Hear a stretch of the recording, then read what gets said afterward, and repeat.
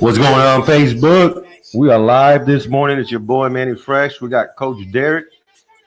He getting set up so he can go live on Instagram. And of course, we got our special guest, Austin Ammo Williams, 4-0. That's a nickname in the game, yes, sir. Is it the ammo or ammo? Ammo. Ammo. Straight slugs. Man, well, we appreciate you getting in this morning. I know it's a drive coming in from the Galleria. I was telling them, man, I used to live out in the Galleria, and I used to hate coming out to Katy. Now that I'm out here, don't want to go nowhere. Yeah, shit, got that suburb life going. Yeah. We live on that boxing TV from England on there. You know who that is? I know Dan Hewitt. Dan, the man. It was his birthday the other day. Happy birthday, Dan. My birthday is in a couple of days, bro. Is it really? Yeah, man. I'm gonna be 30. 50 what? Austin.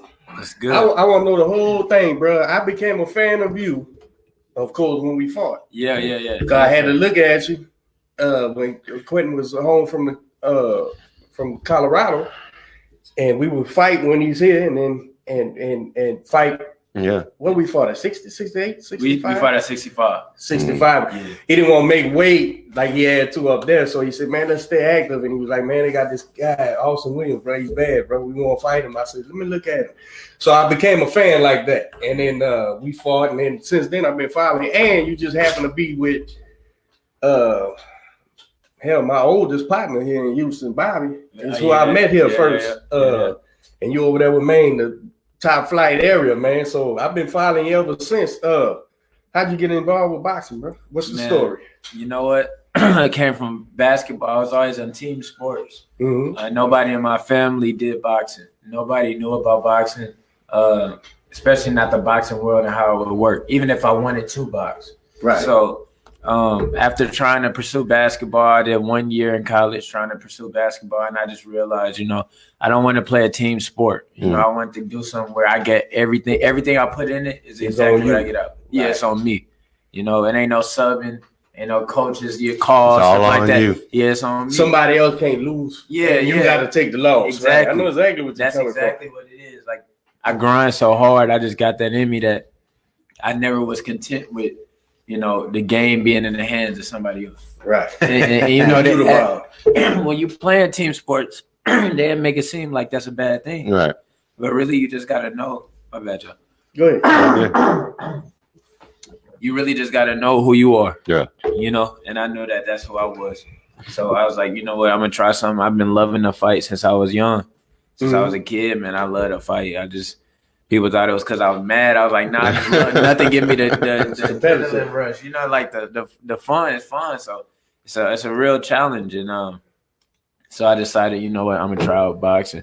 I told my dad I'm coming home from college, and he let me come home. And he said, you get a year with it. And I started, everything went great. That's when I was 19, so it ain't been that long ago. How old are you now? 23. 23. Damn. 4 years in. Yeah. Man, that's a bright time right there, man. What you're not from here though, right? Nah, I thought you was from here. I'm from Milwaukee, Wisconsin. Oh shit, Midwest. Yeah, Midwest. Yeah, Midwest. It was tough down there. How'd you? Oh, bro, that's where G-Man and them from, bro. Yeah, up there, man. And man, that's fighting. This fighting area, bro. I'm from Chicago, so I'm familiar with. I'm familiar with Milwaukee. Yeah, you ran up the street. And my mentor is from Milwaukee. Okay. Yeah. He owns some property and some restaurants out there. Yeah. How'd you end up? My mom ended up getting a good job at Chase. She ended up becoming the vice president at the Chase downtown. Okay. And then we all moved down together. So that's when I got out of there when I was 10. So I've been here for a minute. Actually, a lot of my real critical years I did in Houston. So, I mean. So you're a transplant, but younger. You're a Houstonian. Right, still Houstonian. I remember I posted one time about him, and I said Houston's own, and somebody, man, he ain't from Houston. It wasn't hate; they was just telling me he ain't from here originally. I said, oh shit, I didn't know. I'm steady repping. But you know what? I always represent Houston. Though. Well, so I was right that I wasn't wrong. Yeah, you wasn't wrong. Like I'm not representing when it comes to fighting in my No. career stuff. So you did it all here. Yeah, exactly. Right. It started here. It started this is your roots, here. right? Yeah, this is where my that's roots the right. is. That's the right attitude to have. All of that, you know. And you know what? Houston's a big old melting pot. I mean, yes, we have a lot of people that were born and raised in Houston, but damn, I'd be damned if this city ain't filled from people all over the country and all over the world. They come I've been here. 20 years, but I'm not from here. As y'all can tell. Yeah. So, Yeah, man, shit. So if you've been here since a child, Houston's your home. Yeah. right. You was playing ball and you told Pops, hey man, I'm gonna try to fight. He said, I'll give you a year. Yeah. What was the next move? Man, the next move, I had a gym right by my house in Missouri City. Mo City. UFC gym, Mo City. Okay. And I went there. You know, I mean, as y'all know, in the boxing world, that ain't no real boxing gym. That's, Right. that's like a family gym. You know what I'm saying? But we ain't know no different. So I ended up meeting my the first guy I ever met that helped me out. His name was Joel Whittle. Okay. He actually lives in Cambodia right now. His name is Joel Whittle, and he ended up showing me the ropes, and he was like, you know what, this is not a real gym. I'm gonna get you somewhere different. So we originally tried to go to Hanks and work with Frank Tate. Okay. Frank Tate had another amateur kid, new, just like me, brand new. I had my first sparring session in Hank's gym. The ring was super slick. I never forget it. Like, you know how it is. I was sliding out. The vinyl ones. We just throwing just crazy punches, bro. And, you know, I ended up hitting the guy in the rib, hurting him and stuff like that. And then the guy Frank, you know, no disrespect to him, but he kind of like brushed me off, like, you know, you know, he ain't nothing yet. You know what I'm saying? So that's when Joe was like, you know what, we ain't gonna stay here. We just gonna go to Maine. He seen you wasn't getting the Like he was, If you ain't interested, you ain't interested. Right. So we ended up going to Maine, and that's where I met Dwight, because Dwight had a couple of Russian fighters. He had a fighter named Radmir that I got to spar against. This pro, he was like probably 8-0 or something, had 300 plus amateur fights. They threw me in a ring with him. I sparred with him. He got beat up a couple times, you know what I'm saying? But every single time I was showing little improvements. And then one day, Joel couldn't make it to the gym, but I still was going because I was like, you know what? I'm not getting out of this realm of being able to spar pros and you know, really make these. So you fell in love with it without even knowing he was in the right spot. And just it felt to I'm staying here. Facts. Right. And it was a couple times where my coach, he couldn't even make it. I still went. Right. And then Dwight was there. Mm-hmm. I remember I was sparring this guy named Junior, another pro. I think he's from. No, I ain't gonna quote where he's from because I don't know. But he wasn't from Houston. He wasn't from Houston. I was sparring with him.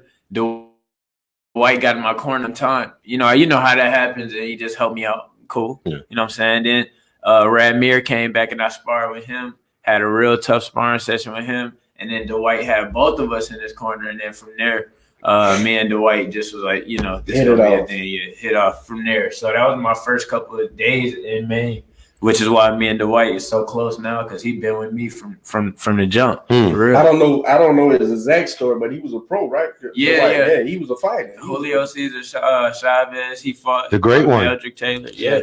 He fought some guys. I know a little bit of his history. I don't know it exactly, but you with the right place, man. Yeah. It's something special, right? Because you know when you mentioned your first coach, is it Joe or Joel? Joel.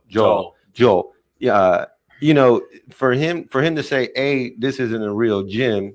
Let's take you somewhere." He must have saw something in you to say, "Hey, you know, you deserve better," and then take you to another gym and say, this motherfucker don't deserve you. You know, do you something special, and then take you to another spot, and then connecting with Dwight and having that relationship. How important is that? Man, it's extremely important as a young fighter too. Because I don't know. You don't know nothing. You don't know nothing in the boxing world. You know how grimy it can get. I mean, you can land yourself in a gym where they using you as bait for their star fighter, gassing you up. Exactly, letting him get his beat up every day. Yeah. So I mean, luckily I had him guiding me. I gotta always give him respect, even though he's not here with me right now. I give him the respect because he did make sure I was in the right places. before he left, before he had to get out of here. It was genuine. It was genuine care. Even if he wasn't a boxing guy, if he was a MMA guy, whatever, it was genuine. Right. He wanted to see him succeed. Yeah. Otherwise, he wouldn't even he give a damn. And he's in Cambodia now? Yeah, he in Cambodia right now helping with sex trafficking. They got a lot going on over there. So well, that just tells you the type of individual he he is. had a real guy. Real dude. Yeah, I love him, dude. I'm telling you. And I'm sure that he's still gonna play roles in my career. Just right now, he overseas. Right. When you get the way you're going, it is on you to reach back and help him like he was helping you. Exactly. That so I imagine you get up there with Dwight and y'all start formulating. All right, we need some amateur fights and get some experience or what? How did this how that happened. Hey, what y'all gonna know about ammo is if I want to do something, I'm gonna go do it. So Joe, he didn't have his license. I mean, his book, boxing book. And I was like, you know what? I can't wait on nobody. I gotta fight. I want to see how it is. I don't want to keep sparring, nothing like that. I literally was training for 1 month. And I ended up, and this is crazy. This is crazy how everything connects. So I was sparring for 1 month. I got my boxing book and I signed myself up for a fight. None of my coaches even had no books. So what they did do, Brandon and Joe, they was like, you know what? We ain't got a book, but we'd drive you out there. We'd beat her. And I ended up fighting my best friend now. His name Darius. The one that's going to the Olympics. Yeah. We got to get him on the show. I finally got to see him close up, man. Yeah. That kid's gonna be all right. Man. Yeah, he can fight, man. Man, you was there when we sparred, man. Darius worked. Yeah. So, I like him, man. Yeah, he's a good kid. I seen those interviews that he had, and being a great athlete and being great at being great at what you do is one thing, but when you're great at what you do and then you're genuinely a good person, it's skyrocket. Right. It makes everybody root for him. Right. Yeah. Even if they don't have nothing to do with it, they're like, man, I want to see this guy succeed, man. Right. And that's they. Sometimes when you're down in the mouth, man, fighting is a lonely place, or can be lonely. Yeah. And when you got that push, you know what I'm saying? Let me pick my ass up and get to the gym, man. Do what I got to do. So being a great guy, that's why you seldom you and from your perspective, 4 years in, you let me know. You very seldom find bad boxing people. As far as the fighters, the fighters are very appreciative of guys supporting them and stuff like that because it ain't no team, it's just you, man. Yeah, but I like that kid, man, and that's my first impression of him. You know, so seriously, a good dude, man. Like me and him hit it off instantly. I mean, like we ended up having a fight. The next time around we seen each other was at a national. And we both got we lost the fights that we thought we won. And we was like, man, we got it. We're going to do this and that, blah, blah, blah. Then we end up talking. Man, that's my best friend for real. Like he been with me through the wins, the losses. I've been with him through the wins, the losses. We travel, see each other fight.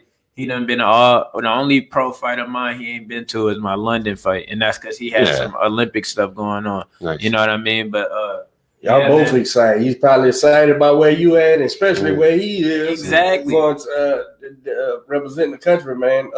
In Tokyo. Yeah, man. So, I mean, that's awesome, too, to have friends who can relate. Yeah, not only relate, but they set a bar, you set a bar. They set a bar, you set a bar. Yeah.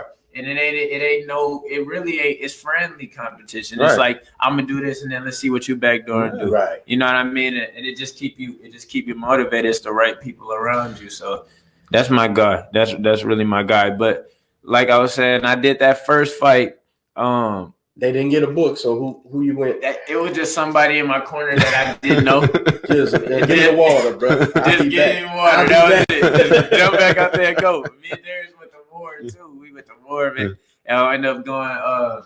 We went the distance. We had a good fight, and then I ended up getting out of that fight. I said, I'm not sitting on nothing. I ain't waiting. I got 2 more fights. I got 1 more fight as a novice, and then Golden Gloves came around.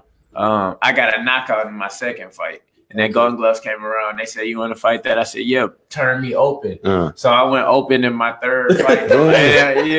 I went open in my third fight. Got to the championship. I fought D. Reed. I ended up losing to D. Reed. Okay. I was like, "Nah." That was my fifth fight. I was like, "Nah, I'm gonna sit back." You know what I'm saying? I was like, "I got to get it back." So my whole career, I was just waiting to get in that rematch. We never got a rematch in the amateurs. But then the next 2 years, I came back and got the Golden Gloves title twice. So I was like, I guess that's good enough. You know what I'm saying? But right. All of my experience, the reason why I skyrocketed the way I did was because the majority of my amateur experience was elite open.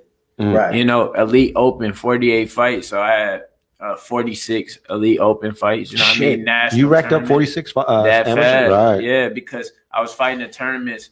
It was very rare that I didn't make it to the championships in my tournaments. So I always put on a good 4-5 fights. You know what I mean? In a week. I was kind of nervous because I was going to ask him how many amateur fights he's had, and sometimes we hear stories about I didn't have that many amateur fights. I had 10, 15 turn pro. Right. So it makes me feel a little better that you had damn near 50. Yeah. Because I was like, man, I'm gonna treat these fights like sparring sessions. You know what I mean? And that's one good thing even about this year. All my best amateur years was when I was fighting, because the fights turned into almost like a sparring session. You get in there, you get more comfortable. I'm doing more moves. I'm more aware. I'm having more fun rather than laying off saying we got to work on this for 3 months then before we throw you back in. No, just put me in a fight, and let me work on what we're really doing in the gym. And then let's see how the improvement goes from the fight.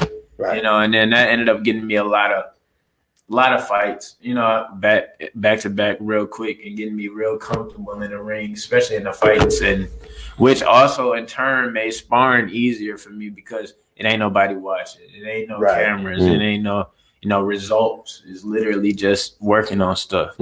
So putting into motion what you're working on. Yeah. He's a case where it's proven, how I'm evolving as a trainer with the young, starting out too young. Right. I'm starting to be against that, man, because it was somebody here recently was like, man, I want to bring my kid up there, man. How old? And I was like 15. And he was like, man, she's 10. I said, nah, man, go play baseball or basketball or something that's physical fitness. Yeah. I said, but man, more times than not, these kids start fighting young, and then by 15 they through. They through. And now I'm sure there's a million trainers out there hearing this going, oh no, because De La Hoya, Shane stuff. Yeah, those are rare guys that make it to where they make it. I say, but a 15-year-old, 16-year-old, maybe 14. If he wants to box, he's gonna box. Yes, and he's eating it up. And so you take Austin here at 20, man. You know what? This team shit ain't worth shaking. Let me. I want to fight. And so he went to a gym, and it didn't deter him. He wanted to fight more. Well, this guy, or Quentin, perfect example, walks into the gym at 20, no fights, no nothing, and goes, I'm gonna be a fighter. Yeah. Okay, sure. Everybody's gonna be a fighter, and here we are, 7, 8 years later. But you're making a mature decision, even if you're not making it in the rest of your life. Yeah. But at 20, you know what you want. You're going to be a fighter. You're going to take the lumps, the ups and downs. Yeah. And I'm not saying that's everybody starts at 20, but 15, 16 years old, you got a hot 3-4 years of school left. If you're going to fight, let's fight. You know what I'm saying? I'm evolving to that. It's crazy that you say that because, in my short span of time in boxing, watching the young amateurs from Houston, watching the amateurs around the nation at these national tournaments and stuff like that, and I see these young kids fighting, and it just turns me off. I hate it. I hate it.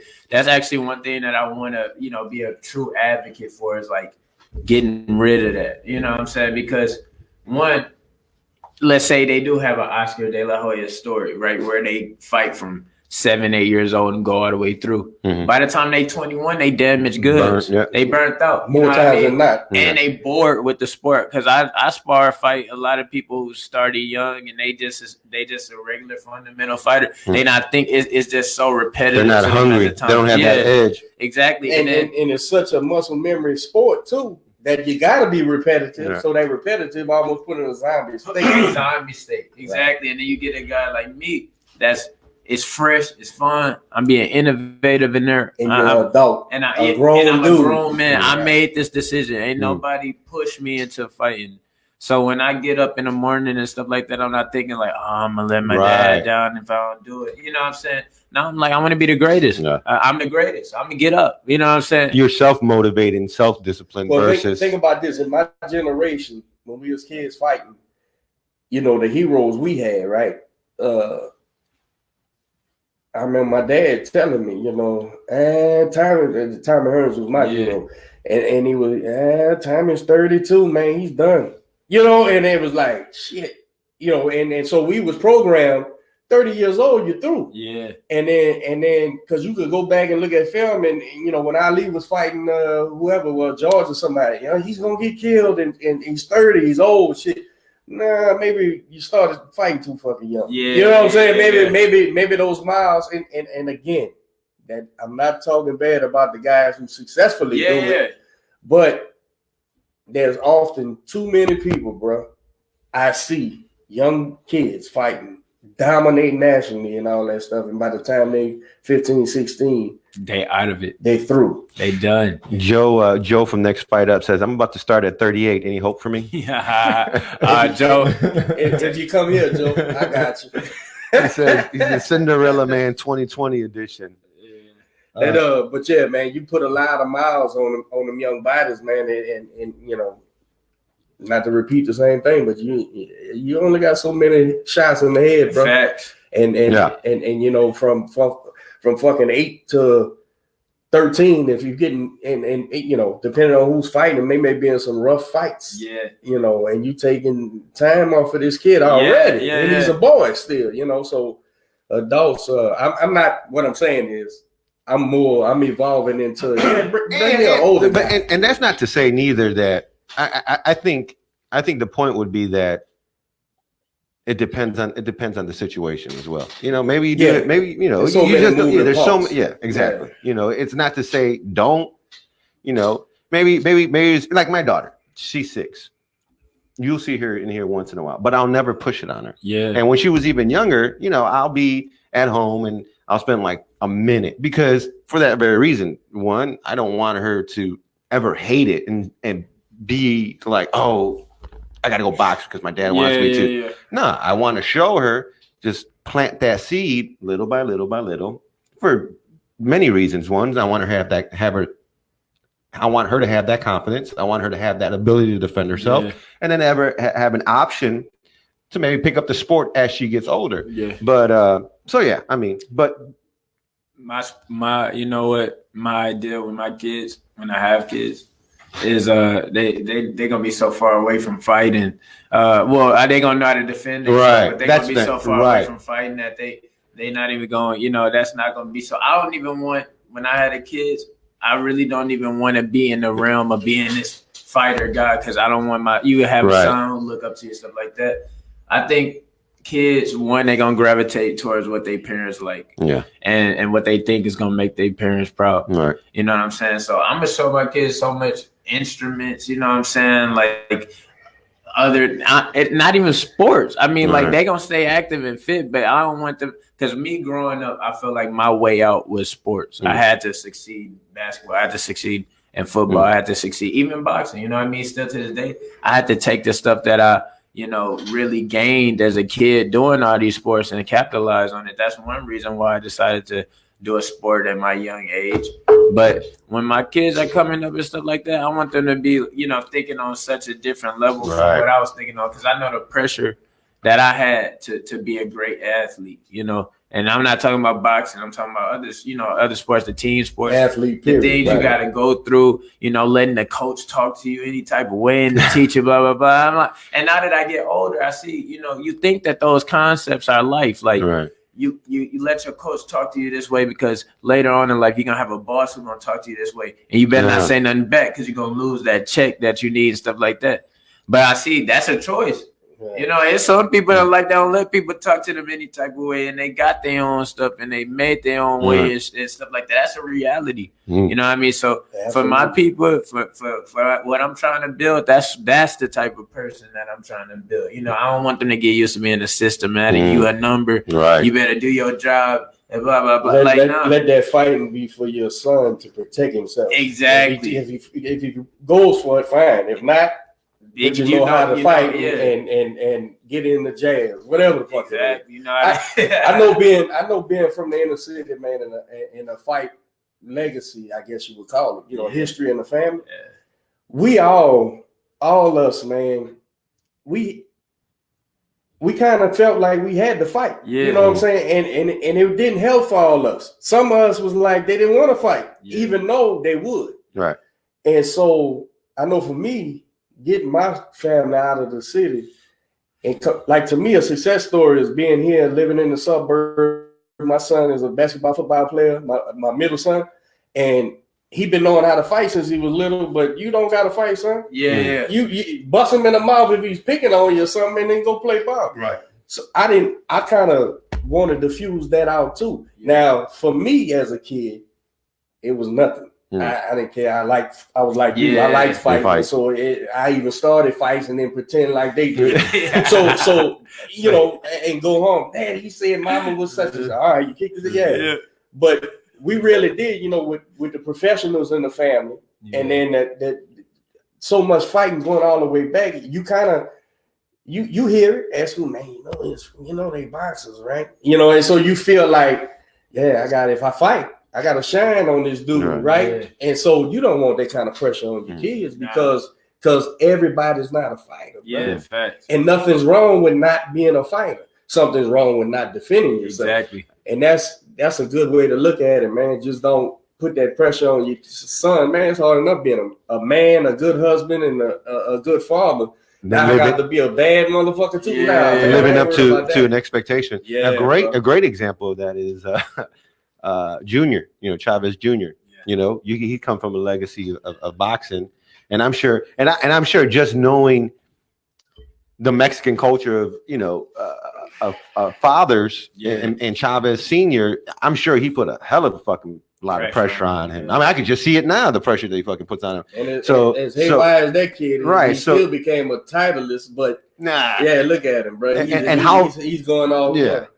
No, he became middleweight champ. Who he beat? He beat somebody for the middleweight title. Exactly, somebody. But the point is, look at him now. That pressure. You're talking about that pressure. That's a lot of pressure, bro. And you don't know what's going on in their personal life. Yeah. But that brings in a whole boatload of other shit, man. Yeah. So fucking guy. It's the stuff they're gonna have to deal with well after boxing. Right. Yeah, absolutely. All the crowd's gone and they finish booing or cheering. Now we got a host of problems to deal with. Exactly. Man. So 48 fights, amateur fights, and man, you was in the right spot, bro, because the best pro spar and everything over there. So what was the next move? So you get I remember you went to Colorado and I seen your ass shadow boxing in this fucking snow. I didn't know what you was doing. I said, what the fuck is this kid doing? Trying to catch pneumonia or something? I don't know if you got sick or not, but I said, man, this motherfucking kid is crazy, man. But, so what happened, man? You went to that national tournament. I remember that. I went to the national tournament. I didn't do what I wanted to do in that tournament. Well, actually, I thought I wanted to fight, and I came out on a real bad decision. So, you know, I was like notorious. You know that it happens. It happens. But I think I had to really just sit back and see, you know, what was really going on in my life. And, you know, I had a name in the amateurs because I was getting knockouts and I was, you know, this personality and stuff like that. So I was like, the hair too, 100 years. Yeah, I had the hair and all that. I had an image. I had people people were interested. So I said, you know, I told my dad, I said, you know, amateurs is cool, but I think that I've done in the amateurs what you need to do to turn into a great pro or a pro that's favorable. People want to see. So I said, you know what, Dad, just like I said, give me this opportunity to go see if I want to fight, let me see what offers I got on the table. Who's all interested? You know, who wants ammo? Who knows about ammo? Stuff like that. So I ended up talking to Bobby. I told him, look, I want to go pro. I know I want to go pro. And then he was telling me that it was a great manager who was interested in me. His name's Sam Katkowski, Regis's manager, who was also connected with like Pete Berg and Mark Wahlberg and people like that, which is perfect for me as an entertainer, as a personality to be in that. As a brand. Yeah, as a brand. I'm in the mix of Hollywood now also and fighting. So I was like, and those guys are mixed with both. Exactly. At the top levels. Right? Exactly. Right. So I said, you know what? I don't think this is a coincidence. I talked to Sam. We got stuff squared away. I said, let's see what offers we got. Right. You know, and then I found out top rank was interested. Matchroom was interested. Ludabella was interested. Roy Jones was interested. Everybody was interested. So I was like, you know what? This is a hot pocket. This is the time. I'm not going to, push off, having the whole circle of people interested. You know what I'm saying? I agree with you 100%. And then you'd go and do something because your stock, this is what people don't understand. Your stock can plummet in the amateurs. You can be this great fighter and get knocked out. And it just turn around. So when it's hot, and it ain't even just about the money. You know, the money's good, but it ain't just about the money. It's about the opportunity to set them on the fights, the faces you're gonna be in front, the opportunities, the different countries I'm gonna put in my back pocket. So when Matchroom told me, like, look, we see you as a superstar, in this sport. You got a great story, late starter, fast learner.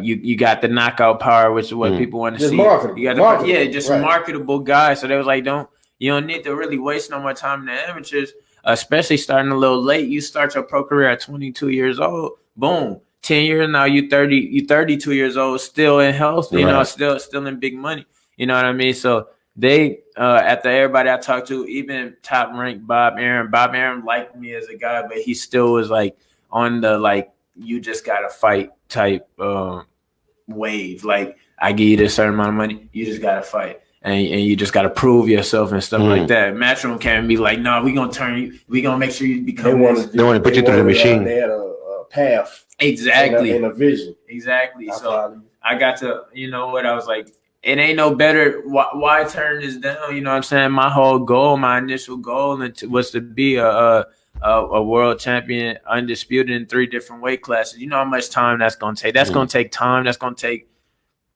the perfect situations. You know what I'm saying? So I was like, you know what? I got somebody. To be somebody that's got the same plan. They got the same plan as me, and then they also know that I'm learning on the job. And I was like, you know what? When I make this transition, I'm only 3 years deep. I was only 3 years deep at that time when I went pro. I said, to transition now while I'm still fresh, pliable, malleable, able to make changes, I might as well start learning the pro game. You know what I'm saying? Rather than getting super set in the amateur style and then trying to transition, because you see a lot of fighters with that same problem. They high level amateurs and then they go pro. And then it's like, I don't want to see them fight. You know what I'm saying? Right. Even so, I mean, it's some people who. It's gold medalists, bro. Yeah, exactly. They don't do shit when they turn pro. Right. Man, look, I'm in real life. I never did understand the people who say, don't take this contract, finish school and all that. Dude, this is real life, man. If a guy's got a dump truck of money, he's backing up. Take the fucking money, man. Yeah. And then you can retire and go back to school, bro. That shit don't matter, man. That to me, that's people who are programmed, like you were saying earlier. That's people, man. I tell you what, I didn't ask you your opinion about the shit, so don't tell me about the shit, because boxing more so than any other athletic deal, even with the mixed martial arts, and I'm no mixed martial arts guy, but you can see a mixed martial arts guy get knocked out, lose 10, he's still a top guy. Yeah. So in boxing, it's different.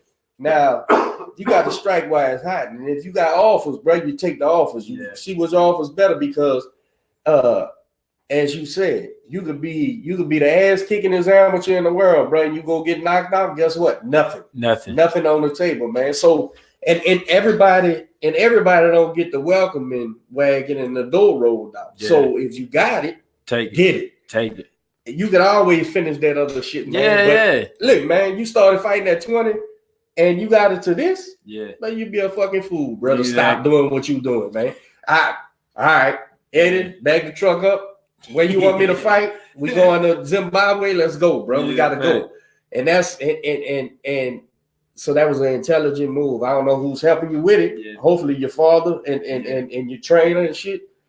Keep on moving, moving and grooving, bro. Because you get one shot at this thing, man. And if it's working, everybody's gonna be trying to cut you off. Don't cut yourself off, right? You don't get in your own fucking way. Everybody's in the way. Facts. And that's because, like I said, boxing people tend to be good people, fighters, trainers. Yeah. But the business people, that's a whole nother level. That's the thing you got to navigate through. Yeah, and that's where you got to understand what the sport really is. I'm never, ever going to forget that this is really entertainment at the end of the day. Dude. It's a business and it's entertainment. It's an entertainment business. I can't listen, man. If it's a ticket to be sold, it's not a sport. Yeah. If it's I don't care if it's a movie, a ballet, or fist fight. If it's contingent on a ticket, people selling tickets, you are performing. Exactly. You train all 8-10 weeks to perform. Yeah, fact. And that's what a lot of these guys get crossed up. Yeah. But I started that as an amateur. Look, Willie performs June the 2nd. You know what I'm saying? Come up there because we're gonna perform, we're gonna fight. You got to understand that this business part is the sport stops there. You know, it's important to keep the fighters thinking it, it's an athletic competition. So you got to be in shape. But son, we got to perform, man. That's why you go shit. Every fight's an audition. Every fight is audition. Every fight's an audition. Bro. That's why you think the money guys who made out who couldn't tell you a left hook from a fucking fish hook, but they know how many knockouts he got. Right. How many knockouts he got? First thing. How many fights? Because they saying I could put that on a poster. Right. Yeah. And say this kid knocked out everybody he fought. Yeah. And one thing about this kid, and I ain't blowing no smoke up his ass because I don't get nothing out of him. Yeah. He's entertainment. Yeah. When you watch him fighting, you like, oh shit, is he gonna catch him this round, next round, whatever? Yeah. So he got something to sell, and he'd be a fool to squander that. Because don't go now. We need a national title or Olympic team. And all that sounds good, man. But if I got everybody on the table right now, let's roll. Let's roll, man. And them guys, listen. I don't know Eddie Hearn from the Man in the Moon, bro. But if he's invested in Austin Williams, then that means he wants Austin Williams to win. Right. So let's try to line up the right fights at this right time. Austin's gonna have to fight for real at some point. For sure. And it's important that he knows that his team, Dwight, Eddie, Joel, Bobby, Joel, all these guys say, son, this is the one. This is a real fight. That means this guy is coming to whoop you. Yeah. You got to whoop him, and then we go to the next level. Fact. In the meantime, let's build him up. And not setups, right? But build guys that's gonna put some pressure on you. You got to whoop him. Guys that's gonna run from you. You got to whoop him. Right. And then once he gets to that, that 12, 14, 15, maybe 16 fights. You got to whoop this dude, son, and look well doing it. That's what I love. All part of that performance. Fact. All part of that performance. Capitalizing on what he just said. It's a guy named Barry Hearn. Eddie Hearn's dad. Yeah, Barry Hearn, Eddie Hearn's dad. He told me straight up. I had a meeting with them. I went out today, their little office and stuff like that. He said, "Man, I seen you fight at Madison Square Garden, and I knew right then we gonna keep pushing you because that was go ahead. That was my second fight.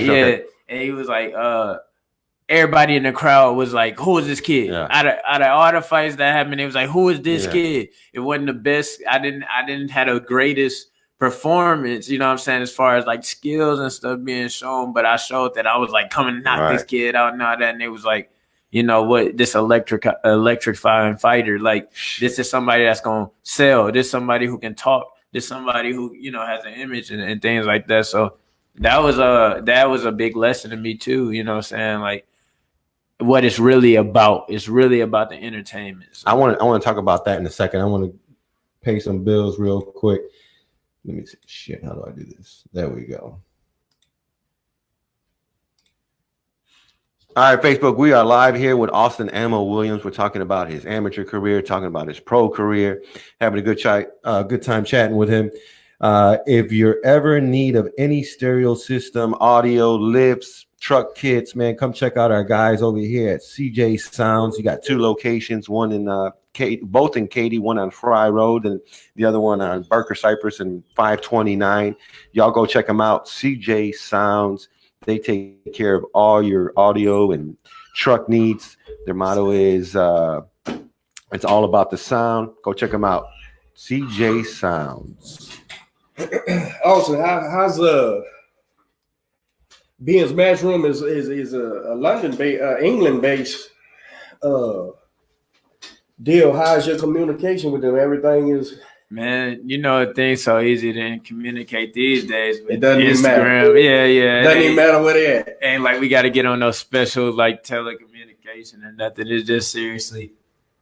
I send them an Instagram DM or I just you give them a call. You know what I mean? Things like that. And then Matchroom also has a United States base of people.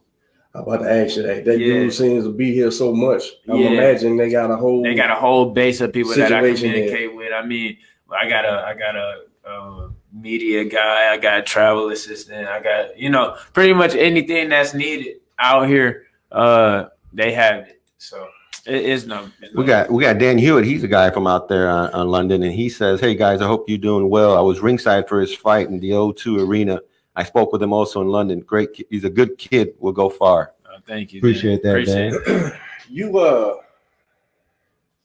You was out there in New York with the big Ruiz AJ. Yeah, I was about to ask him about that, man. How was it fighting, man, in Madison Square Garden, bro? That's the fucking mecca of boxing, bro. Yeah, it was crazy. And then you know I was a swing belt, so I landed 2 fights before AJ. Place was packed. Katie Taylor. It was right before Katie Taylor went out to fight. Yeah. So, man, I went out. I kid you not. It was like 8 cameras around me. I seen myself on the Megatron, crowd crazy. They don't even know who I am. You know what I'm saying? They just half of them drunk. Half of them fucking drunk, bro. Everybody going crazy. And you know what I'm saying? fans, bro. Yeah, they go hard. They go hard. So I'm walking out like, oh man, I'm just taking it in because you know what? I actually like stuff like that. You know what I'm saying? And it was a big jump because I did fight at a great venue. I fought at the Forum in my first fight, but it was before everybody came. I was, you know, in LA, nice right? little crowd. Yeah, it was a nice crowd. It was a nice crowd. I mean, the Forum heads was there. True boxing heads was there. Not nobody's there yet. Still lights. Still had a nice little, you know, projector at the top. But when I went out there, man, you got put in the line. I got put in the fucking bro, because Madison Square Garden, bro. Yeah, it was nuts. It went dumb, man. But you know what? I took it well, and like I said, in that fight, the kid actually came out blazing. He came out going. I'm sure the lights got to him the same way, where he was like, "Oh shit," you know what I mean? And I was thinking I was gonna come out, fill him out, box a little bit, because what fight was this? Who was this? The second fight. This was my second fight. This one I got cut. I got cut because the guy came out. He threw like a straight right hand left hook right out the thing. Followed it up with some jabs. I had to find him. Then I hit him with a left uppercut to the body, and that pretty much turned the fight around. But that was a good experience for me because I was trying to be so calm. Right. I was trying to be so calm dealing with all of those, everything that was going on. And he came out frantic. He came out crazy. So then, like, you know, with that going on, you know, I ended up getting hit with a shot. And I was like, damn, I'm in front of other people. I got hit with a shot, golly. You got inspired after that. Yeah, so after that, I turned up for real. And then, like I was just saying earlier, Barry Hearn, that's Eddie Hearn's dad, actually the original promoter. The guy who's been around. Exactly. Barry Hearn was like, when he seen that fight, he seen that performance, he knew right then that I was the guy that they were gonna push. They was really gonna push me because just the reaction that I got from the crowd as a 1-0 fighter. You know what I mean? So you fought in the Forum, you fought in Madison Square Garden, then you fought in the O2 Arena. That was that's in London, right? London. They big. Fuck, man, this guy's fucking fighting in all the big stages, man. Yeah, man, this is valuable experience. You over there in England, man, how you like it, bro? How them people are? I don't know nothing about them English. They watching, so I loved it in England. Though. I like how England supports their fighters. fighters. Yeah, they're hardcore. It's special, bro. They It's like America in the 40s, 50s, 60s, 70s. Yeah, You know, they rabid fans. They don't care about wins, losses. They care about you being the person that go out there and give them a good night. You know, a great night of entertainment, and you're a warrior. Right. So I was out there. I actually was living on the east end. I was living on the east side. That's kind of the like hood side. You know what I'm saying? The east side of London. Side, yeah, by Victoria Park and Haney.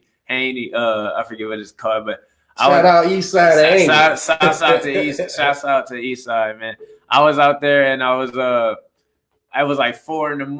I got this thing I do when I go to a new place in the world because before boxing I never traveled. I was not traveling besides Milwaukee so now that I box and my hands taking me all over the world, I do this thing at night where I just go out and I just walk. I just take it all in, breathe. See everything. Yeah. So I was out there on the east side. I was doing a video, telling everybody, man, follow your dreams. They get you here, get you there. My inbox got flooded. They talking about go home. Go home. You're the wrong side. Bad area. Yeah. The stick-up kids is on the east they side. said, go home, man. it's like coming to Houston and you out in South Park talking about follow your dreams. Nah, bro, you ain't gonna have no more dreams. You go home. Nah, bro. It was like them ghetto boys say it's hood everywhere, bro. It's hood everywhere, man. So that was one fun experience, but it's so beautiful. The culture is different, the accents, and I got to live up there. I was there for a month. You know what I mean? Okay. So getting to really like understand a different culture, How was when you do them away camps, or is man, how you and coach work it out? I mean, is he able to get up and leave like that? A lot of times, well, this last time, I know it was kind of tough, but they end up, you know what? My shout out to my management company. Shout out to them, because when they take me out on the camp, they cover all my costs. They cover everything for me. So on this last one, I said I gotta have my coach out this month in London. Okay. And I said, you know what? They was like, it's gonna be an extra expensive stuff like that. I was like, I need my coach. This is preparation. This is stuff that's gonna pay off. So much more in the end. They end up letting me take my coach out there.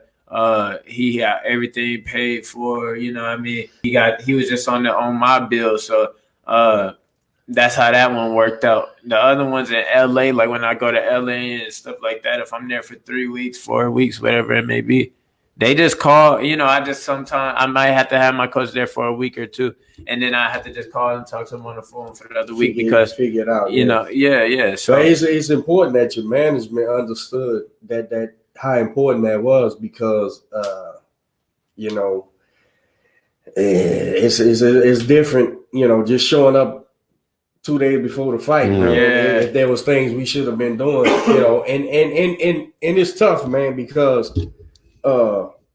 Just from my experience with him on the national team, bro, all this time, and I'm sitting there and we talking, and I'm like, "And what y'all doing, man?" Yeah. But then but that's it's a team. They looking at a team boxing, and everybody's trying to do, and then we get home, and then we got to get back to how we win. Yeah. And but it's all a part of the experience, and so I'm sure you guys figure out a way to make it work, man, because it's necessary, man, to have the guy there who molded you. Exactly. One of my favorite quotes, because we're talking about team and I and win. One of my favorite quotes of all time, Michael Jordan. The Bulls were losing by like 23 points in the fourth quarter, and Michael just took over the game, and the Bulls ended up winning. And as Michael's walking off the court, one of the assistant coaches, Tex Winters, goes up to Mike and he goes, "Hey, great game, but there's no I in team." And he goes, "Yeah, you're right, but there's an I in win." Right. Yeah. And we just won. Yeah, when you got to take over, man, straight up. And you know what? To capitalize on that, that's where I mean, a good coach, a great coach is going. I mean, no. When you have a great coach, you had that fighter coach relationship. You know how special that is. It's nothing like. It's literally nothing like that relationship. So a coach that really trusts in this fighter and know that he could go somewhere and learn some things, get some different experiences, but that's not going to change their relationship and their respect for their coach. Like, I mean, that was a kind of a gray area, odd time for me and Dwight when I first had to start, branching out and being in these gyms without my coach and stuff like that. But it was great that we had those situations because it literally just show you, like, this is my guy. It don't matter. Right. This is the guy. I can go and learn a little thing here and there, take some stuff from some fighters and stuff like that, but this is my coach. This is my guy that I'm riding with to the end. Right. And speaking as an older fella, with kids older than you, it's the same thing with your gal, your wife, or whatever. Without time away and what is it? Working through it. Is it real? Yeah. You know what I'm saying? If you can't, if you and your gal can't be apart for a month without you screwing up or her screwing up, well, this shit ain't going nowhere anyway. Yeah. So it's the same thing with relationships with trainers and I've never handcuffed a woman or a fighter. So and me and my wife been together 20 years now, and I ain't got them problems that a lot of people got. But you're right, that bond, bro, if it was built correctly, there's nothing to worry about. I focus on, but you need him in them crucial times for them fights, and long as management understands that, nah, dude, look, I understand you think this guy I'm around is the greatest thing since sliced bread. That sounds great, and he is. He's great. Yeah. Now bring me my guy so we can get ready and whoop his ass when it come time to fight. Yeah. That's very, very important in a fighter's life, and if you got some backing, the people understand that. That's great, man. Yeah. That's one of the things I like though, Joshua. Yeah. When Joshua say, man, I want to go, man. Heavyweight championship of the world, and y'all telling me leave my fucking guy. Yeah. Wait a minute. I remember saying, man, I would like to see Joshua add some shit to his camp to see, maybe bringing a guy or whatever, but never get rid of his guy. Yeah. And I'll give that big boy props. He said, he said, man, that shit sounds stupid to me. Yeah. I'm gonna get rid of my guy because I had a bad night, right? And I was like, man, that's very that's commendable about that kid, man. That's character. That's character. Now, and it showed they understood what they did wrong. Yeah. They made adjustments, came in and win. It don't matter. And everybody on the planet in America was wrong, and I'm telling them what was gonna happen in that fight. Yeah. And believe me, I wasn't no Anthony Joshua guy. Yeah. I'm like, this kid's gonna look at him. He's coming in shape. He made adjustments. Yeah. And we're gonna see. He's not gonna stand there and fight with that boy and even give him a chance. Yeah, and that's what he did. Right. And he won it and he got his title back, man. Yeah. So that's very commendable, bro. When I see that type of thing in a fighter, it's like, it's refreshing. This kid's gonna be successful regardless. If he faces adversity or not, he's still gonna be successful. Look at him, man. This guy's got principles. No matter what shit he faces. Fury beats him though. And the only way you're gonna the only way you make it past the big obstacles is principles, character. Exactly. That's the only way you can make it. Exactly. That's the only way you can sit back and go, damn, I let this dude wash me up, man. All right. I ain't letting him wash me up again. I let him wash me up. Let me get in the gym. What I need to do, coach? All right, I'm gonna do it a zillion times till it's time to do what we got to do next. I knew he was gonna make that adjustment, man. And once old boy came in 300 pounds, I see, it's a wrap. I said, old Josh was gonna be straight now. Yeah, but and that's facts because I see guys. That's one thing that I did do, as an amateur coming up. I know it's 3 years I was an amateur. I watched these other fighters. I watched them close to pros. I watched them close. I mean, not even just when it come down to fighting, down to principles. Like I said.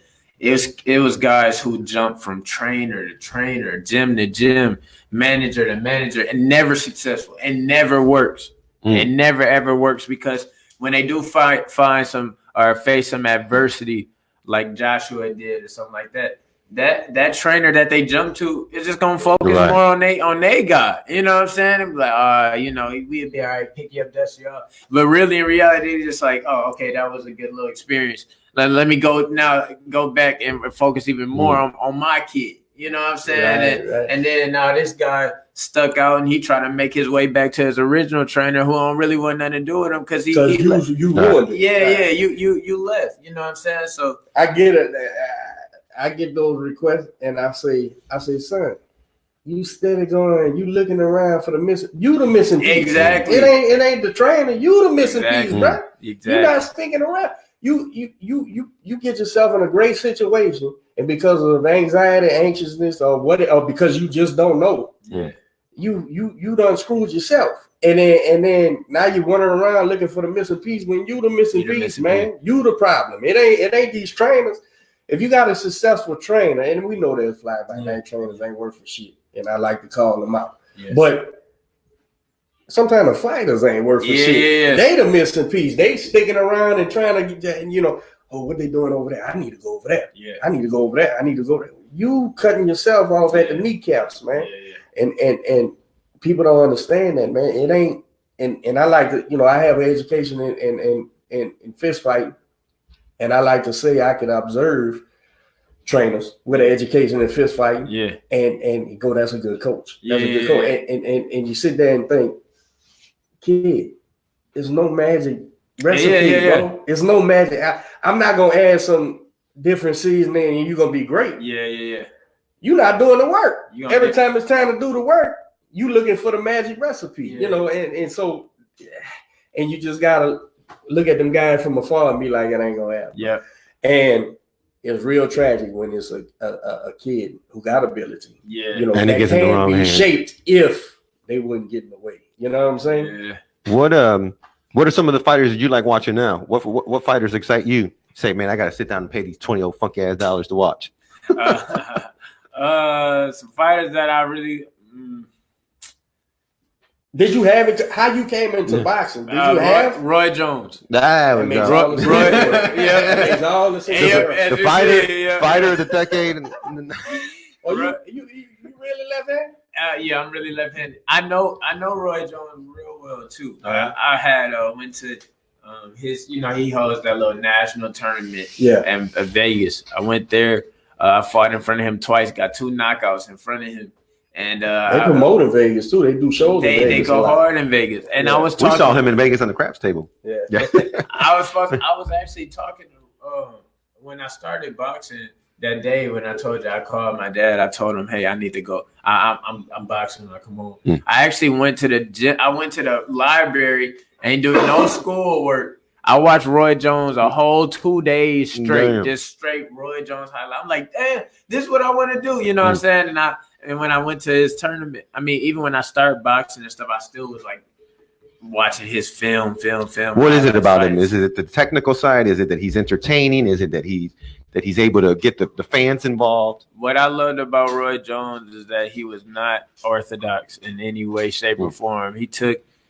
He had the fundamentals down. You would look at him. Some people look at him and think he did everything untextbook. You know what I mean? But when it really came down to the little keen stuff, he still kept the fundamentals there.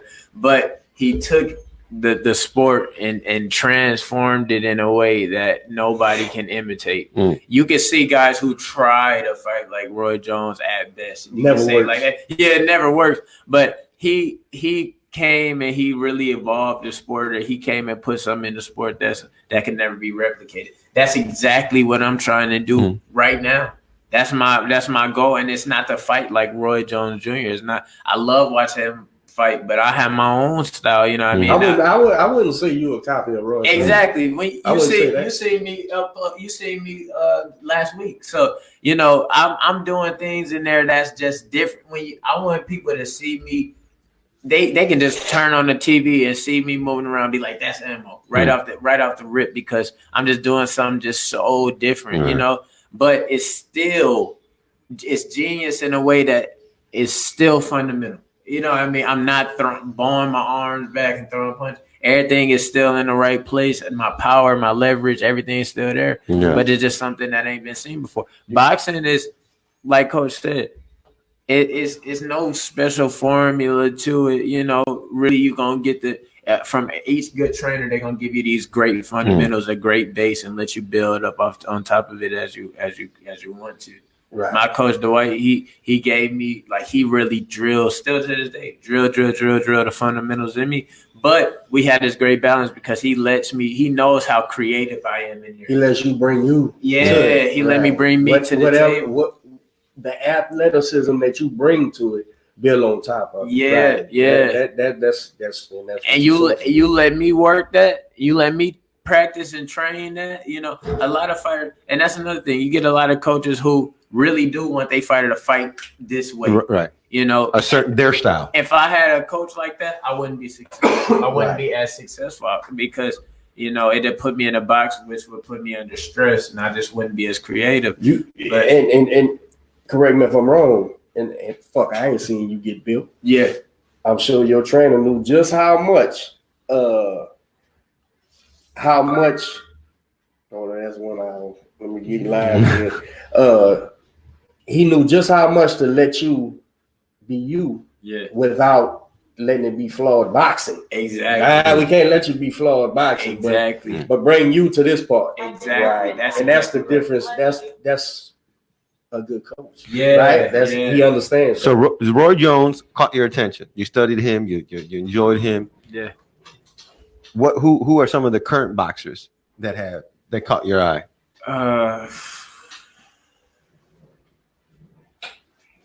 Currently, I'll be honest with you. I honestly, he's like fuck him man, I don't ever. I mean, that you went back and studied, or watched? I mean, it's fighters that I study and watch. I mean, I really like Triple G. I like Canelo. I like Triple G.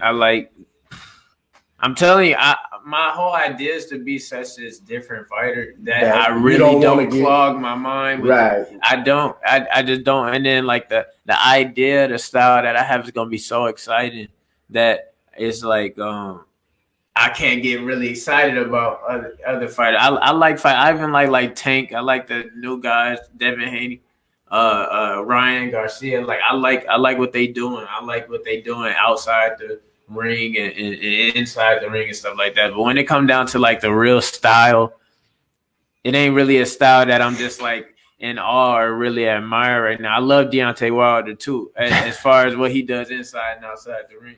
But yeah, like that's you don't want to get caught mimicking by that's good, man. That's a good thing. If watching these guys would make you try to do what they're doing, you don't want to do that. And it just don't really excite me that much because it's not too different from each other. You know what I'm saying? Like, they power levels might vary, they speed levels might vary, or they body types might be different. But as far as like really being a different type of guy, son, you came in this whole thing abstract, so you might want to keep riding it out. Exactly. You might well keep riding this shit out, man. I ain't gonna do them. I'm gonna do me. Yeah, 100%. Who you like? Who you eyeing in your division, in your weight class? Everybody. You fighting at 60, right? Yeah, I'm fighting at 60.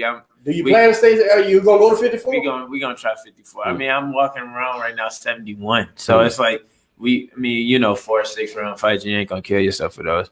Even 8-round fights, I ain't gonna kill myself for those. 10, 12, I think I can kind of start gradually making my way down. But also too, I'm still growing into my boxer's body. Like I see like my back developing and stuff like that. It takes time. It takes time to really develop your full boxer's body. So I mean, I don't want to be worrying too much about cutting right now, stunting my growth and things like that. So I'm thinking at 60, I mean, I'm eyeing every fighter from 54 to 60 to 68, because I mean, as my boxing life progresses, I'm gonna most likely move up, stop straining so much to cut weight. So man, those divisions is hot right now. Bro. They are hot. They hot, man. What you do for running also? Just 3 miles. I do 3 miles in the mornings. I always build up to it. Like the first week, I probably do 1.5 miles. Then the second week I'll be on my 2 miles. Third week I'll be on my 3 miles. Fourth week I'll be on my 3 miles hard. And then in the fight week I'll be on my 3 miles with my suit on and stuff like that to get. How many days you go? I do every day. Monday all through Monday, Tuesday, Wednesday, Thursday, Friday. So I do all that. Saturday, Sunday I take off rest and recovery. You in camp right now, right? Because your fight's with January 30th. 30th. So I just 30th. Got through my first week of like real. Yeah. So we and then you see we do that sparring. I did hard sparring. The other day, like I'm getting so comfortable in the ring. I just did 9 rounds like nothing. It felt like nothing because the experiences that I have in the ring is just. I did 1 round a month ago and I'm still trying to recover. Feeling that. Well, I'm glad. So, management, promotion wise, are they looking at like X amount of fights? Is that how they was like last year when you came out? What year what month did you come out? I came out in April, at the end of April. Okay, so you had half a year. Did they say, okay, we want to get 4 fights, 5 fights in? Yeah, what they do, they I mean on the contracts is just it's a skeleton, you know. Right. It lets you know you're gonna have this 6 amount of fights this year, 6 months that, and blah blah blah. But it really boils down to how you perform. Right? Yeah. I'm interested in. They see your let's this kid needs 6 fights this year. 10 fights next year. Your progression. So you have something to work towards. Of course, you dominate a guy, you sleep him in a round. Well, fuck, we fight next month. Too. Exactly. The zone got cards every fucking twice a month. And that's good. That's another thing I think. And when I did the end of the year recognition for the podcast, I was like, Matchroom, bro, the zone, bro. Regardless, I know they get a lot of flack for like the social media fucking fights. That fight, I didn't know who that was, but it did well. And they had some world champions on there. Then all these big fights. I'm like, man, you can't hardly argue with what was the promotion of the year, regardless if you like their team of fighters or not. And then I probably say PBC is the most everywhere, and then no shot against Top Rank, because to me, like Top Rank might have the best fighter, but if they ain't fighting the best fight, exactly, what the fuck? It don't mean nothing. I said to a guy, I said, I want to put. I said this the other day also. I said, what I see in Bud Crawford is so fucking highly his boxing. Yeah. But it's just I'm basing it on what I see. Yeah. I'm not, till he's fighting those guys and proving it, and with this last guy he fought, he kind of proved it to me that I'm seeing what I'm seeing.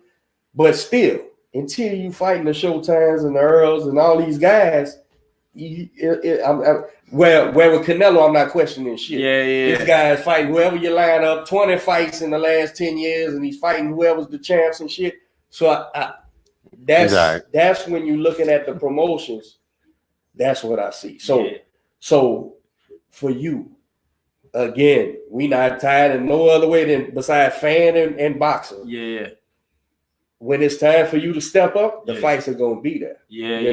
It would be no trouble to get you and Boo Boo in the ring. Exactly. If you was there at that level to face him. Yeah. All these guys, bro, it's gonna be there, man. It's gonna be there. So you're in a great position because hell, these motherfuckers took 2 guys I never even heard of and made a fucking fight and sold all the pay-per-views. So you think they ain't gonna, by the time you 20-0? Yeah. By the time you 20-0, you gonna be answering my text saying, "Nah, coach, I can't make it." I'm going to I'm gonna say Hollywood. I'm gonna say I'm a guilt trip. And you go, so man, I gotta go.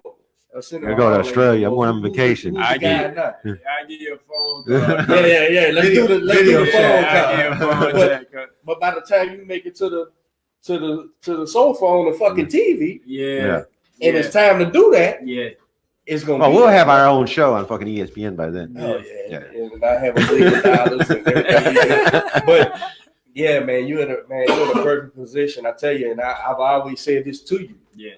Correct me if I'm wrong, man. You fun to watch, bro. Yeah. And that's what sells the tickets, man, and gets people to tune in, bro. That's such a that's such a big part of professional boxing, man. If you could get that and you brought it along right, man, I don't see no problems, bro.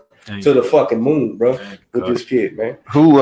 Real quick, couple questions. Who? Give us your 3 top pound. 3 or 5? 3.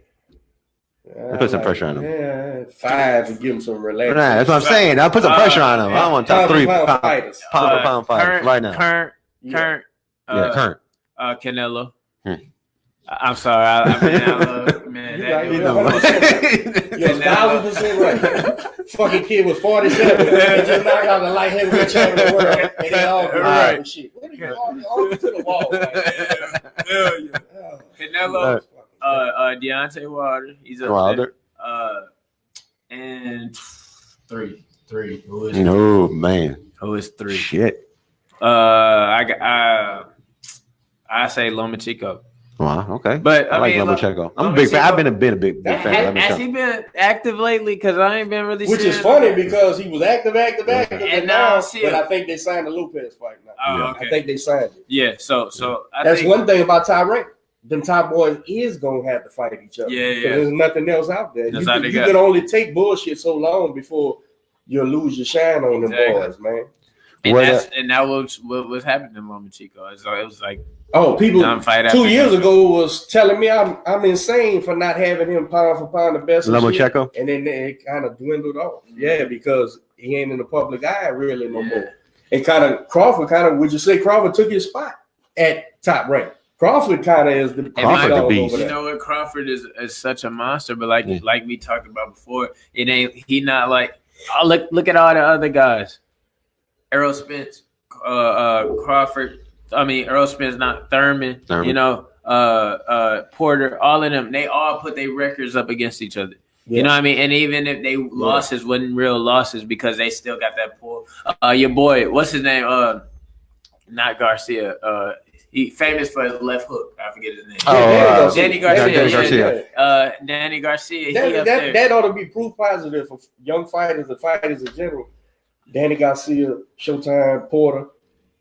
A loss ain't the end of the world, man, if you're a fighting man. If you're a real fighting man. Now, you want to, in today's climate, you want to protect the undefeated record. I'm not saying you don't. It's marketable. Yeah. But if you're a real fighting man, that don't you matter. can go back to the house and say, all right, I fucked up. This is what I'm going to do now. Yeah. And come back. Hey, Joshua. Boom. You right back in the mix. It don't fucking matter. And guess what? Ain't a man on earth wouldn't pay to watch Showtime, Sean Porter fight anybody. Exactly. Anybody. I don't give a fuck who it is. Let's fight. What about the other Garcia? You buying or passing on Ryan? Ryan Garcia, I have the zone for free, so I always watch Ryan. He's fun to watch. Yeah, you know. And he's improving every fight. I'm just not 100% 100% sold yet. I mean, he's young. Well, you hardly can't be. If I just said Crawford needs to fight certain people. Well, a young guy, shit, you definitely gonna need to fight. You got to see. I think he'll be fine. What about they'll move him right? Yeah. What about this rematch, Fury and Wilder? Wilder's 100% knockout ratio in all his rematches, and he already hurt. Fury, and you know what? He went into this last fight the last time he fought Fury, he was super emotional. You see how he's fighting? He was throwing crap crazy. I think if he calmed down and he find Fury with a shot earlier in the fight, he might be able to hurt him, stun him, and I think it's gonna have to be a shot that knocks him out. If he cannot knock out Fury, then Fury gonna win the fight. Fury just. I think so. He has to kill him to win. You got to kill him to win because Fury has a style that it's hard to land a clean shot. Man. Yeah, it's hard to land a clean shot, and that's what I'm saying. If Wilder can calm down a little bit and play shots a little bit better in the next fight, I think he have a good chance. But also too, it's kind of a toss up for me because I don't know the adjustments that. Fury gonna make, and Fury is capable of making lots of adjustments. Wilder can only make certain because he got to make adjustments around his right. Like you say, he can calm down. That's it. Yeah. It still has to be his plan. Still has to be to land the right hand. That's it. it has to be to land. That is right that's his plan. you know, He's waiting. That's his thing. If he can nail it, that's the trick with that guy. It's like you want to say any fighting guy knows that's not a plan, but it's been a plan and it works. So how do you can't discount it? And I'm gonna tell you, if anybody believes it, it's Wilder. Wilder knows if I hit this guy or anybody with this right hand, I win. But think about how hard it is to not get hit with a right hand over the course of 12 rounds. You know what I'm saying? Oh, shit. That the chances of that is almost obsolete. It's not gonna happen. If Fury's gonna have to be out of range or totally in his chest constantly. Yeah. And he can do it though. And he's got the ability to do it, and he's a big, strong guy. But if he gets complacent like he did the first time, that's why he got knocked down 2 times. He got complacent, just standing there. Yeah. And that's the guy. Look at Ortiz, bro, in that rematch. Ortiz looked away for a second to make sure where he was on the ropes. And got caught. And it was over with. It's over with, bro. Dude, let me tell you something. It's like he's locked in stealth, just waiting, and then you give him that split second. I'm gonna be 44 on Tuesday, right? Yeah. If Deontay Wilder was looking for me, bro, I would shoot him. and I ain't scared to fight anybody, bro. I would shoot that guy, man. That dude, bro, he hits dudes. This guy is I'm 6'1". That guy is 7, 8? Yeah. 202 pounds. Bro, if that right hand hits you, the leverage on that right hand, bro, it is over with, man. And I'm still too young to be retarded, man. Yeah. I'm not letting this guy hit me, man. Fuck that. Fighter of the decade, Manny, Floyd, or what's that dude's name? You know who the Canelo. That's a tough one. That's a true tough one. There's a new segment we're going to start doing. We're going to have like 30-second questions. Just shoot them off. Manny, I think this is what's happening with this question. Okay. Since it's the end, it's 2020. I think Manny and Lil Floyd are so huge, they're top guys that people are forgetting. In the last 10 years wasn't the 10 years before that. Exactly. Is that what it is? Yeah, we're having because if you look at it, Floyd fought 7 times in the last 10 years. One was against not a fighter. Yeah. 2 of them was Maidana. Yeah. And so it really, but he beat Canelo and he beat Pac-Man. But that's it. Yeah. Pac-Man been knocked out and lost 4 or 5 fights in the last 10 years. Yeah. Canelo been 20-something fights and done won champions in every weight. So when you look at it in the last decade, it's not even close. Yeah. But those 2 guys are so huge. Now, career-wise, it's not close. Exactly. Floyd, Pac-Man, and then Canelo still got some shit to do. But that if you don't look at it, and that's why I didn't understand why this when ESPN and whoever it was recognized Canelo. I'm like, what the fuck is people mad about? Look at the last 10 years. It ain't even close. We caught on how huge those guys are all-time great fighters. Yeah. Well, even in our chat, even in our chat when we brought it up, and we're still on the show, and we still haven't brought up his name, isn't another person that's always being underlooked. Oh yeah. Andre Ward. I missed that. How is he? But I don't think Andre Ward is top. I don't think he's more than Canelo. I'm sorry. I would love to see him fight. I would think Ward would be right up underneath him for the middleweight division. I did that middleweight tournament, gold medalist and shit. Yeah. And it's been the last 10 years. Yeah. And he walked away. So I think Ward's right underneath him. But that's what it is, man. People, those guys are all-time greats, man. And to pretend like it's still fresh in your mind. Nah, man, how Lil Floyd ain't the guy, but shit, he ain't fought nobody. And what controversial fight did Canelo have? He had when he lost to Floyd, and that was the only time he lost. And when he lost to Triple G the first fight. You know what? The second fight. Bro, the second fight wasn't even a fight, man. Listen, I'm the biggest Canelo mark in the world, and that first fight when he went in the prevent defense. I'm like, you're giving this fucking fight away. What are you doing, bro? And so at the end, when the fight was in, Triple G kept doing what Triple G could do. Yeah. Forward. I gave Triple I said Triple G won the fight. Yeah. And he got robbed. Yeah. But the second fight was what I thought Canelo was gonna do the first time. So when he got aggravated and said, I'm sure at home he was like, I gave this dude this fucking fight. Because the way he walked him down in the second one, I'm like, dude.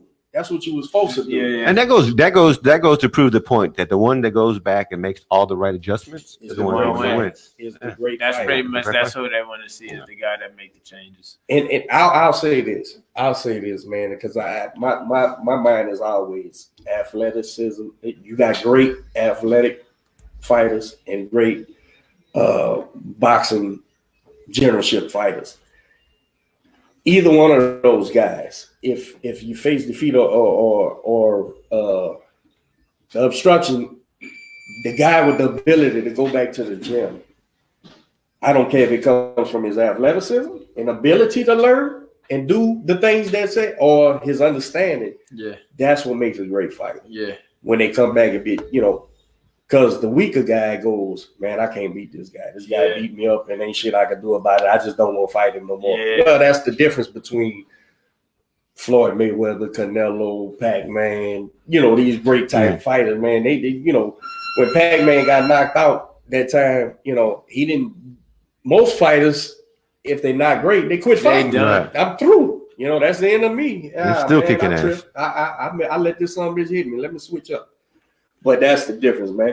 I tell you, Austin, bro, I'm glad you came in here, man. I was worried about catching up with you, man. You hit me up at the gym. You were like, yeah, coach, I'm coming. Yeah. I sent you that text message. I said, man, I done did this shit. I'm a man of my word, man. Yeah. Well, you know what? When I was talking to Bobby, I said, man, when Austin come up there, tell him I sent him that address, man. That tell me, and he said, Austin's coming to the pod because Bobby came, Aaron came.